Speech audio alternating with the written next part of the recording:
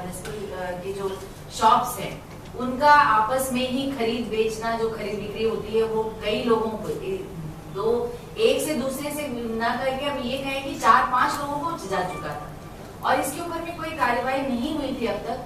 और लोग ये चाहते थे, जो आज लोग जिनके पास वो दुकानें और चला रहे हैं, तो वो चाहते थे कि एक लीगल सैंक्टिटी उनके लिए हो जाए कि भाई वो हमारा ऐसे जो भी है शॉप है वो हमारी हो, और हम वो जो ओरिजिनल अलॉटी था उसके बारे में भी कोई खोज खबर यहाँ म्युनिसिपल में ली नहीं गई या थी नहीं हमारे पास वो खबर। तो ये इसी बात के लिए म्युनिसिपल ने एक डिसीजन लिया कि जितने भी ऐसे केसेस हैं जिन्होंने अप्लाई किया है अटेंडेंस राइट के लिए, तो हम क्यों ना ये इसके लिए कुछ स्टेप उठाएं। और इसी के तहत काउंसिल ने रिजोल्यूशन लेने के बाद में एक एप्लीकेशन कॉल की थी। लोगों ने अप्लाई किया था, उसमें करीबन 100 के करीब केसेस आए थे।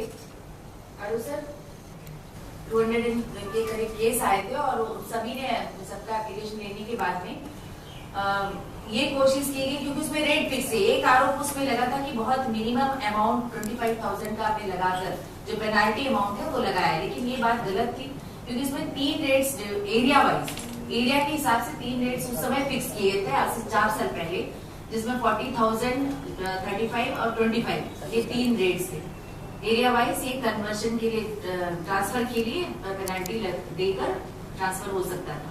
और इसी के आधार पर लोगों ने अप्लाई किया, और अप्लाई करने के बाद में लगभग 3 साल होने के बावजूद ये इसके आगे इस पर कोई काम नहीं हुआ। ऐसा भी नहीं था कि काउंसिल में किसी ने ऑब्जेक्शन किया था उस समय या कुछ और बात थी, इसके बावजूद भी ये ट्रांसफर नहीं हो पाए थे।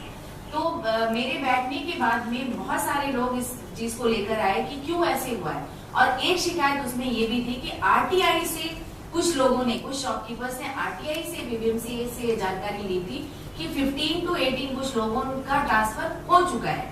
जिन्होंने 200 के करीब लोगों ने जो अप्लाई किया था, उसमें से 15 से 18 लोगों को ट्रांसफर किया जा चुका है। किस बेस पे किया गया इसके बारे में मुझे नहीं पता। ये कब का मामला?